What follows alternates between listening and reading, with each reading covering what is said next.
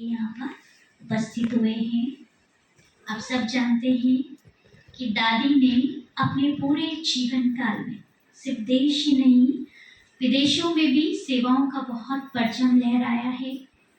मुझे दादी की एक बात याद आती है। जब हम ट्रेनिंग कर रहे थे तो दादी हमेशा हमसे मिलने आते थे। ट्रेनिंग में पूरे 1 महीने में दादी बहुत बार हमसे मिलने आए और दादी ने एक बहुत अच्छी बात कही कि सच्चा ज्ञान वही है जो आपको आपके सच्चे स्वरूप का अनुभव कराते, है ना। तो दादी सब कुमारियों को यही कहती थी कि आप कभी ये मत सोचो कि हम बहुत छोटे हैं, हम बहुत छोटी कुमारियां हैं। हमेशा ये याद रखो कि बाबा ने हमको कौन सा टाइटल दिया है। तुम सब जगत माता हो। क्या कहती दादी हमको कि छोटी कुमारी नहीं हो बल्कि क्या हो, जगत की माता हो, जगत अम्बा हो। तो जब आप अपना वो स्वरूप याद रखेंगे तो आपको अपना कर्तव्य याद रहेगा कि मुझे इस जगत का उद्धार करने के निमित्त बाबा ने बनाया है। और अगर इस स्वरूप में रहे कि मैं तो छोटी कुमारी हूँ तो फिर वो भावना रहेगी अंदर कि मैं बहुत छोटी हूँ ना, मैं दूसरों को नहीं सुना सकती, लेकिन मैं जगत माता हूँ और जगत का उद्धार करने के लिए आई हूँ। तो जैसी हमारी भावना होगी, जैसे हमारे संकल्प होंगे, वैसे ही दूसरों की दृष्टि हमारे प्रति होगी और वो हमको उस रूप में देखेंगे कि ये मेरे लिए कोई छोटी कुमारी नहीं है बल्कि ये मेरे लिए एक माँ का रूप है। ऐसे ही मम्मा भी उसी रूप में रहती थी। मम्मा का जो स्वरूप था वो स्वरूप ऐसे ही बना ना, सब ऐसे ही मम्मा नहीं कहते थे, वो स्वरूप में हमेशा रहती थी। तो ऐसे ही दादी भी कहती थी आप भी अपने उस स्वरूप को हमेशा याद रखो, तब तो कहेंगे कि ज्ञान को अपने उस स्वरूप में आपने समाया है। तो ऐसे तो दादी की बहुत सारी बातें हैं जो हमारे लिए प्रेरणा का आधार है, क्योंकि दादी को हमेशा सब यही कहते थे कि दादी इतनी उम्र में भी आप इतनी एनर्जेटिक रहती है, बिल्कुल युवा की तरह। आप जानते हैं ना, दादी यूथ विंग की चेयरपर्सन थी। तो दादी कहती थी मैं हमेशा 3 सूत्र याद रखती हूँ, इसलिए मैं हमेशा युवा रहती हूँ। मैं बाबा की बच्ची हूँ और बच्ची की उम्र ज्यादा नहीं होती, बच्चा छोटा होता है और छोटे बच्चे बहुत एक्टिव होते हैं। तो मैं भी क्या हूँ, एक्टिव हूँ। दूसरा वो कहती थी मैं गॉडली स्टूडेंट हूँ और स्टूडेंट की उम्र भी बहुत कम होती है और उसको हमेशा पढ़ाई पर अटेंशन रहता है। आप जानते हैं जब बाबा ज्ञान सुनाते थे तो दादी बहुत ध्यान से सुन करके और बहुत स्पीड में उस ज्ञान को दादी बहुत अच्छे से लिखती थी। ये जो हमारे पास मुरली आती थी ना, ये दादी की बहुत इसमें मेहनत है। दादी सुन करके और फिर उसको वर्ड टू वर्ड लिखती थी और फिर ये मुरली सबके पास जाती थी। तो ज्ञान, योग, धारणा, सेवा सभी में दादी बहुत आगे थे और एक्यूरेट। इसीलिए बाबा ने दादी को ऑफिस का काम दिया, क्योंकि ऑफिस का काम करने में बहुत एक्यूरेसी चाहिए। तो उस एक्यूरेसी के कारण दादी पेड ऑफिस का भी पूरा काम देखते थे। और भी दादी ऑफिस का, इसके पहले पेड ऑफिस तो बाद में बनाया गया, लेकिन और भी जितना ऑफिशियल वर्क होता था पहले वो सब दादी जी देखते थे। तो दादी याद रखते थे कि मैं कौन हूँ, गॉडली स्टूडेंट हूँ। और तीसरा हमेशा क्या याद रखते थे, मैं अथक सेवाधारी हूँ।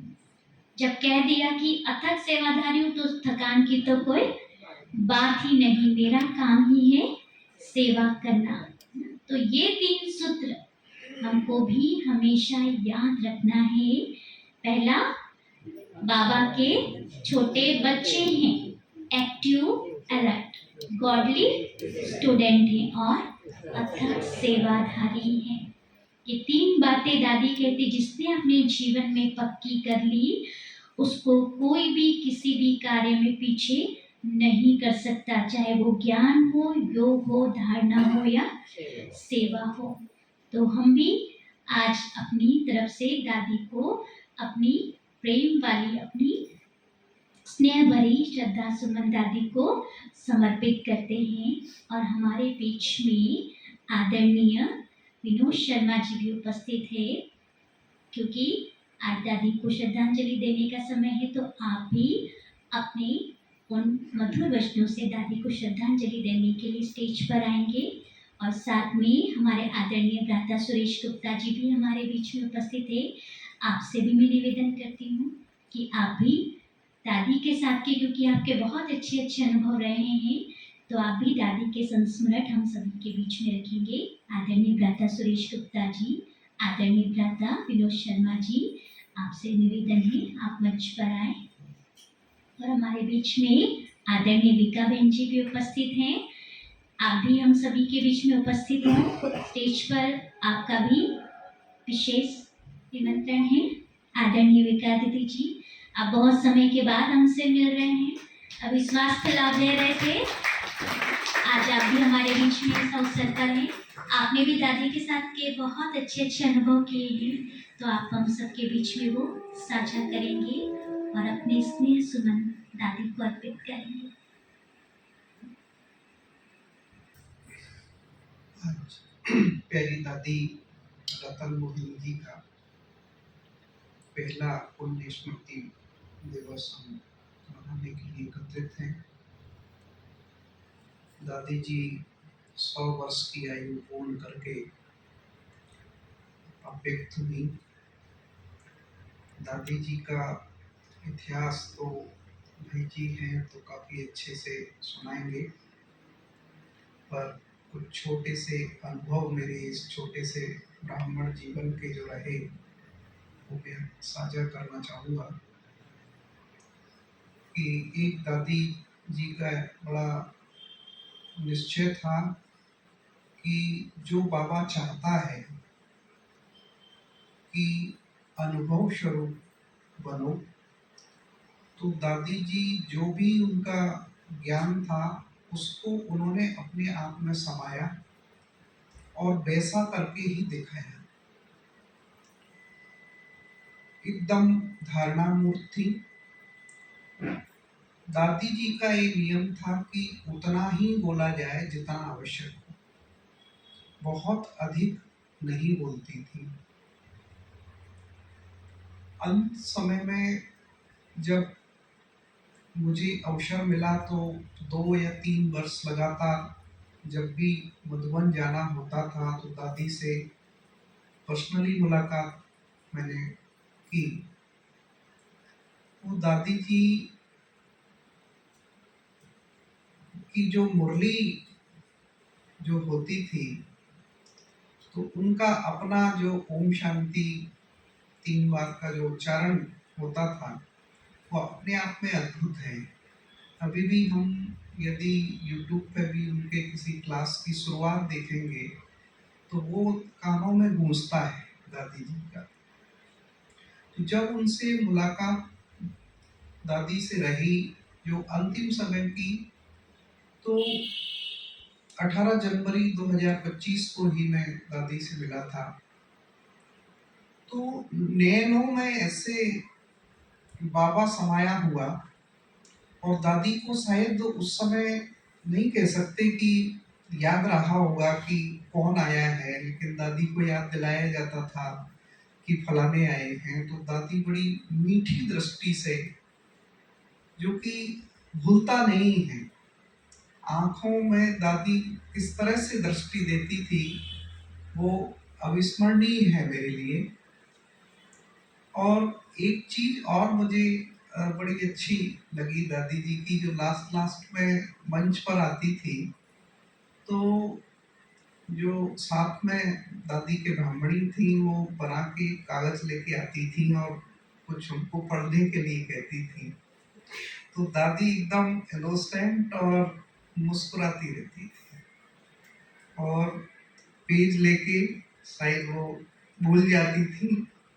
तो वो बड़ा प्यारा सीन मुझे लगता था कि देखिए दादी जी अब एकदम अपनी पूर्ण अवस्था में, कर्मातीत अवस्था में है। एक चीज मैं सोच रहा था कि 95 या 90 100 साल पर जाके व्यक्ति की लाइफ कैसी हो जाती है। हम किसी से लौकिक पे यदि मिले तो उनकी कैसी लाइफ होती है, परेशानियों से भरी, चिड़चिड़ापन और वही दादी जिसको शायद संभालने वाले दूसरे थे, और उसको शायद अंत में ये सारी चीज़ों की जो लौकिकता का ज्ञान भी नहीं रहा, तो कितनी उनकी बड़ी तपस्या रही होगी कि उस समय पर उनकी ऐसी अवस्था कि हमको अपनी नज़रों से निहाल करनी है। ये अपने आप में उनकी तपस्या का प्रमाण देता है कि इस उसमें जिसको भान ही नहीं है कि अब मैं कहाँ हूँ, और वो सभी को, और ऐसा नहीं कि एक व्यक्ति कोई मिलता हो। जब बाबा मिलन के समय तो हजारों बहन भाई जाते थे और सबके साथ वही दृष्टि, वही उनके चेहरे पर खुशी, वही मुस्कुराहट। तो ये सब समा गया था और उनका एक अंग बन गया था कि सबको प्यार देना है, सबको सम्मान देना है। तो ऐसी दादी शायद हमारे बीच में एक वर्ष पहले अव्यक्त हुई, लेकिन उसको भूलना असंभव है। और खासकर मेरे लिए तो बहुत असंभव है कि लगभग 3 महीने पहले ही मैं दादी से इतनी प्यारी दृष्टि लेके आया। मुझे तो विश्वास ही नहीं हुआ कि दादी चली गई। और 27 को मार्च को ही दादी का बर्थडे था, 100वां बर्थडे था। कितना धूमधाम से 4-5 दिन तक मनाया। लगातार हम पीस ऑफ माइंड के जरिए दादी को देखते रहे और उसके लगभग 10-12 दिन बाद ही दादी ने अपना ये लौकिक देह त्याग किया। तो ऐसे मतलब स्टेज पे और बैठी रहना काफ़ी देर तक और सबको दृष्टि देना, और ये उसके केवल 10-12 दिन बाद तो लगता है कि उनकी इतनी योग तपस्या थी जिससे 100 साल की उम्र में भी इस तरह से कर पाए वो। तो मैं दादी जी को अपनी ओर से श्रद्धा सुमन अर्पित करता हूँ। दादी हमारे बीच है और बीच ही रहेगी, और ऐसे ही हमें दादी की दृष्टि मिलती रहेगी। ओम शांति। ओम शांति।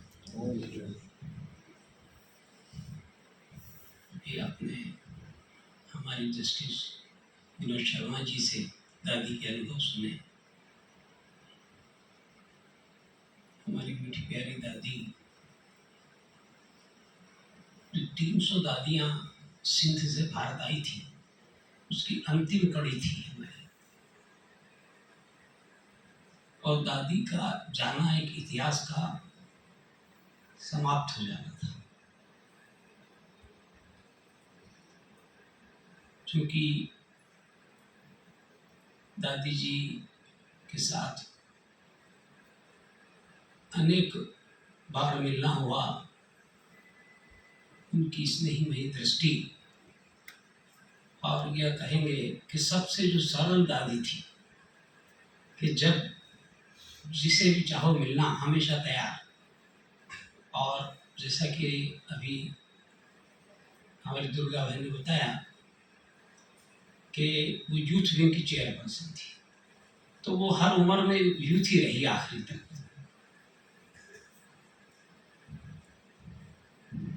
दादी जी ने जैसा बताया गया कि लगभग 100 वर्ष का जीवन पाया। और मुझे याद है कि लगभग 11-12 वर्ष की उम्र में दादी जी का आना हुआ। उनका लौकिक परिवार बहुत ही समृद्ध परिवार था सिंध में, और उनकी माता जी साथ में इस ज्ञान में चली। इंदौर भी वो जब भी 2-3 बार शुरू में आई हैं, तो माता जी हमेशा साथी, देवी माता नाम था उनका, वो हमेशा साथ ही रही हैं। काफ़ी बुजुर्ग थी, और उनका जो लौकिक परिवार था, उनके भाई वगैरह कुछ विदेश में बसे हुए थे, अभी भी उनके बच्चे हैं, और कुछ कोलाबा तरफ थे। और जब दादी जी कोलाबा जाती थी, तो दादी जी को एक फ्लैट उन्होंने अलग से लेकर के उनके लौकिक भाइयों ने दिया हुआ था। अभी वहाँ अकाउंट्स का ऑफिस चलता है कोलाबा अकाउंट में, जो ट्रस्ट का अकाउंट्स है उसका ऑफिस वहाँ से दादी रतन मोहन जी के फ्लैट से चल रहा है। कहने का भावार्थ ये है कि इतने श्रद्ध परिवार में पैदा हुई वो छोटी सी कन्या ने ऐसा क्या देखा इस ईश्वरीय विद्यालय में जो अपना सारा जीवन समर्पित कर दिया। जो दुनिया की सारे सुख सुविधाएं, वो तो बचपन था उसका, उनको त्याग करके वो एक कष्ट की दुनिया में आने को तैयार हुई। और दादी ने 14 साल तपस्या के बाद जब भारत में भी आना हुआ तो पहले बॉम्बे सेवा केंद्र पर रही दादी जी। दादी जी विदेश में भी लगभग 2 वर्ष लंदन और आसपास के देशों में सेवा पर रही।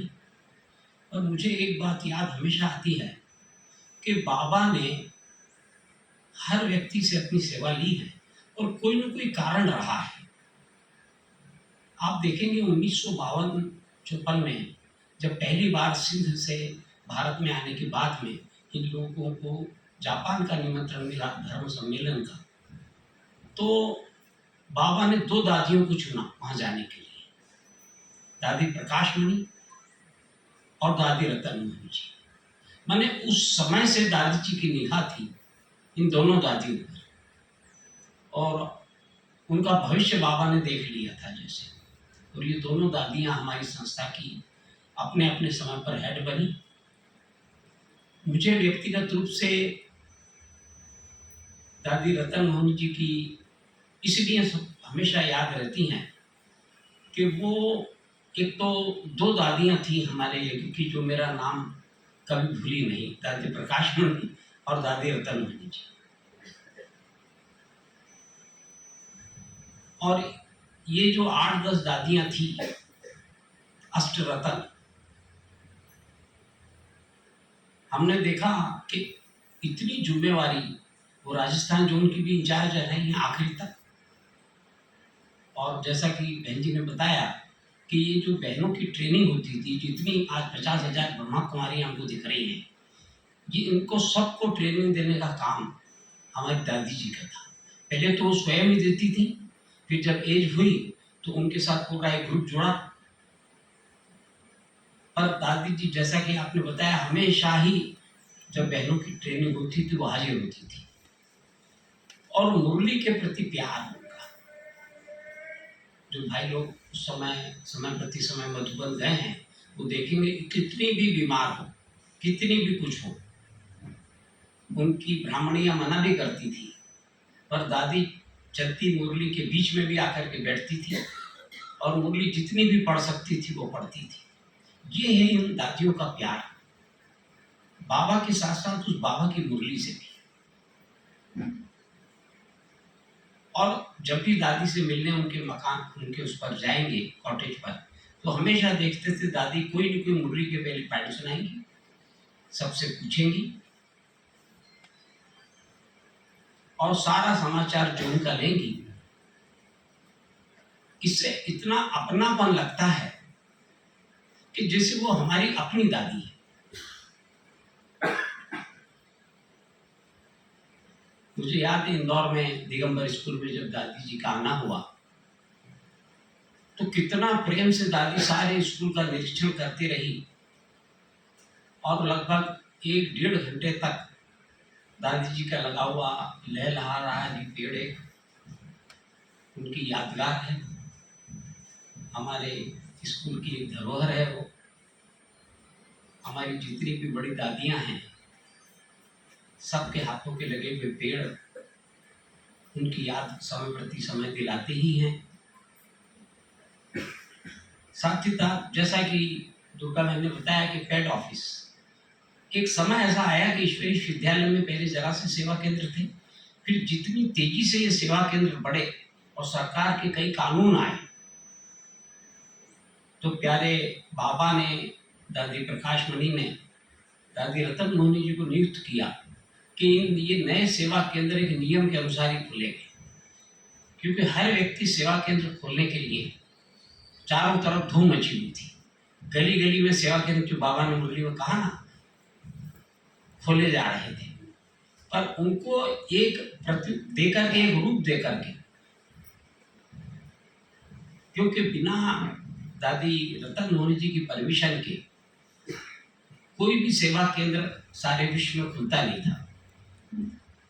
एक सिस्टम उन्होंने डेवलप किया, उसका एक अलग ऑफिस बना। हमारी बहनें जो समर्पित बहनें हैं वो परिचित हैं कि कितने वहाँ चक्कर लगाने, कितना हिसाब किताब ले जाने और कितनी कार्रवाइयाँ पूरे करने के बाद सेंटर खोलने की परमिशन। ऐसा नहीं है कि अपन गए और दुकान खोल ली बैठ गए, नहीं, सेवा केंद्र ऐसे नहीं खुलता है। इन बहनों की त्याग और तपस्या का एक प्रतिरूप है वो दादी, कि उसने कैसे उसको व्यवस्थित रूप दिया और कितने प्यार से, कितने स्नेह से वो युवा हमारी दादी सेवा में लगी रही। अनेक बार विदेश यात्राएं हमारी दादी ने की, लगभग मैं समझता हूँ सारे विश्व का दौरा भी किया और लगभग 5 से 6 बार दादी जी का आना इंदौर में हुआ। शुरू के जब इंदौर का सेवा केंद्र खुला तो लगभग 10 साल तक दादी, जब तोखाना सेवा केंद्र था, 3 बार आई और उसके बाद ओम शांति भवन बनने के बाद भी 3-4 बार दादी जी का आना हुआ। हमारे मन में बड़ी इच्छा थी कि जिस प्रकार से हमारा शिलान्यास वहाँ का रिट्रीट हाउस का जानकी दादी जी ने किया है, इसके उद्घाटन के लिए बाबा ने हमारी दादी को रखा हुआ है। और ऐसा विश्वास था अंदर में कि जब तक महाविनाश नहीं होगा तब तक दादी हमारे बीच होगी। किंतु ड्रामा की भाभी के बाबा नहीं चाहता था कि ये जो बाबा के आदि रतन हैं ये स्थापना तक मेरे साथ रहेगी, ये विनाश देखने के लिए नहीं, ये शंकर के काम में सहभागी नहीं बनेंगे, ये ब्रह्मा के कार्य के सहभागी हैं, ब्रह्मा के साथी हैं। तो बाबा ने उस अंतिम दादी को भी अपने वहाँ से एडवांस पार्टी में लिए गया और वहाँ से बाबा उस दादी के साथ, क्योंकि जब भी हमारी बहनें भोग लगाने जाती हैं, खास करके आबू में मोहनी बहन या दूसरी बहनें, तो ऊपर भी सबसे एक्टिव दादी हमारी दादी रतन मोहनी होती है। वहां भी बैठ कर के वो इतनी सेवा कर रही है। तो आज हम हमारी अपनी इतनी मीठी प्यारी अति सरल दादी जी को, जिनसे अनेकों बार मिलना हुआ है, जिनके प्रेम और स्नेह से हमने अपनी झोलियों को भरा है, उनके शरीर छोड़ने के लगभग 15 दिन पूर्व भी मैं दादी जी से मिला था और वो सारी यादें घूमती ही रहती हैं। किंतु साथ ही साथ इस बार मधुबन से कल शाम को लौटे हैं हम लोग और मधुबन में भी दादी जी की समाधि पर वहाँ कल श्रद्धा सुमन अर्पित करने के बाद, दादी के कमरे में कुछ समय बैठने के बाद हम लोग वहाँ से इंदौर के लिए निकले। तो खास करके मैं 2 मिनट के अंदर आपको दादी जी के श्रद्धा सुमन के साथ साथ वहाँ जो मीटिंग में हुआ है, हमारे लिए बड़ी खुशी गौरव की बात है हमारे जोन के लिए कि हम उस पहला टर्न बाबा का, ये बहुत सालों के बाद मैं ऐसा समझता हूँ कि ये पहला टर्न बाबा का जो अक्टूबर में है वो इंदौर आरती बहन के जोन को मिला है और हमारे लिए बेहद खुशी की बात थी। दिल बिल्कुल बाग बाग था कि बाबा ने बहुत सालों, मेरे ख्याल से 20-25 साल के बाद वो समय आया है जब इंदौर जोन को बाबा ने पहला टर्न बाबा की सेवा के लिए हमको दिया है। साथ ही साथ जो वहाँ बहुत सारी बातें हुई हैं मीटिंग के अंदर, वो तो डिटेल जो बहनें आएंगी वो बताएंगी ही सही, पर जो मेरे समझ में आया है कि तपोवन में बहुत बड़ी गैलरी बन रही है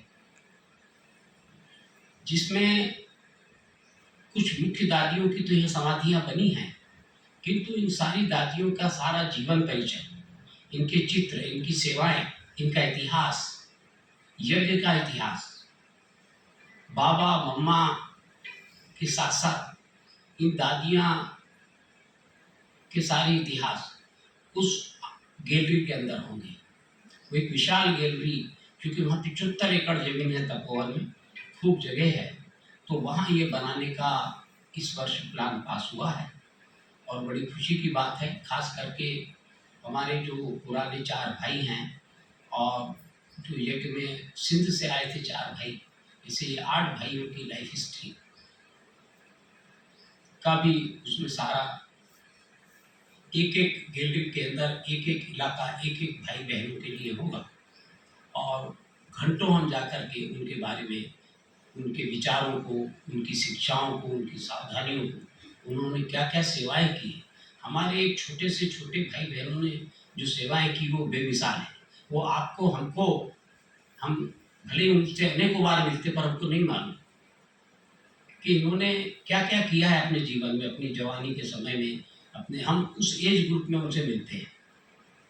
हमारी दादियों ने किस प्रकार से जीवन बिताया है, कैसे वो 2 पैसे 4 पैसे लेकर के दिल्ली पहुंचती हैं और पैदल राष्ट्रपति भवन 10-10 किलोमीटर पैदल चल चुके, क्योंकि बाबा ने कहा कि राष्ट्रपति की सेवा करनी है, पंडित जवाहरलाल नेहरू की सेवा करनी है, दादियाँ पैदल रवाना हो जाती थी। दिल्ली की गर्मी, सर्दी, इन सब को सहन करते हुए उस समय दादियों ने कितनी सेवा की है। विदेशों में जो मैंने वहाँ जाकर के देखा था, दादी जानकी ने कितनी तपस्या की है, तो उस सारे का सचित्र वर्णन उस गैलरी में होगा। उसके बाद एक आने वाले वर्ष में एक विशाल राष्ट्रपति भवन के पास में से ही एक रथ यात्रा निकालने का निश्चय हुआ है, जिसमें 12 ज्योतिर्लिंगम के प्रतिरूप, बड़े बड़े ट्रॉले होंगे, जैसे 26 जनवरी पर सरकार के निकलते हैं ना, उसी प्रकार से हमारे 12 ज्योतिर्लिंगम ये और कुल 21 ज्योतिर्लिंगम मंदिर जो भारत के प्रसिद्ध है शिव के। क्योंकि सब भाई बहनों, लगभग 1500 भाई बहन थे, सबकी एक ही थी कि इस साल में कैसे भी बाबा को प्रत्यक्ष करना ही है। हर व्यक्ति के मुंह से निकले कि शिव बाबा आ चुका है और अपना कार्य कर रहा है। तो ये रथ यात्रा राष्ट्रपति भवन के वहां से निकलने का प्लान है, सरकार से बातचीत चल रही है और ये 21 बड़े बड़े रथ, वो ट्रॉले थे बहुत बड़े बड़े, और ये सारे देश में घूमेंगे। वहाँ से निकल करके हमारे यहाँ जो बड़ी खुशी की बात है कि 5 रथ इंदौर पहुँचेंगे, क्योंकि उनकी जिस तरह से सारी व्यवस्था बनाई गई है कि इंदौर ऐसे स्थान पर है कि उसको कंपलसरी, जैसे हमारे मध्य प्रदेश के तो 2 हैं, ओंकारेश्वर और महेश्वर, ये महाकालेश्वर, 2 रथ बनेंगे। पहले वो रथ दिल्ली से इन शहरों में आएंगे और फिर यहाँ से सारे भारत का भ्रमण करेंगे। तो आप समझ रहे हैं, गांव गांव, शहर शहर के अंदर धूम मचेगी।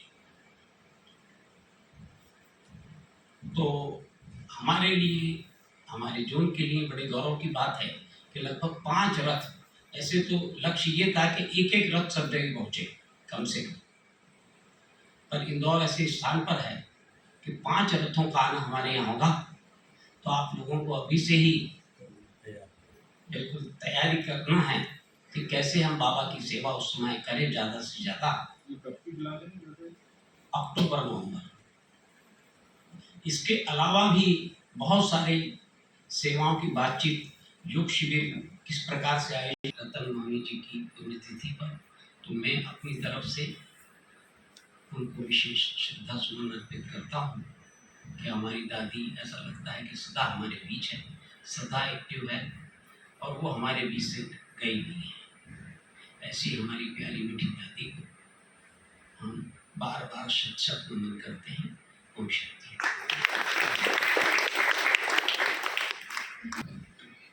हमारी सभी आदरणीय दादियाँ जो कि चैतन्य देवियों के रूप में हैं, तो हम देखते हैं कि हर देवी जो है वो उनके सहस्त्र रूप दिखाए जाते हैं। ऐसे ही हमारी जो चैतन्य दादियाँ थीं, और हैं आज हमारे साथ। उनके भी अनेक रूप हैं। तो ऐसी आदरणीय रतन मोहिनी दादी जी को हमने देखा जब ओम शांति भवन आई थी, तो उनका मर्यादा पुरुषोत्तम वाला स्वरूप देखा कि इसी सामने हॉल के सामने वो सीढ़ी तक पहुंचे थे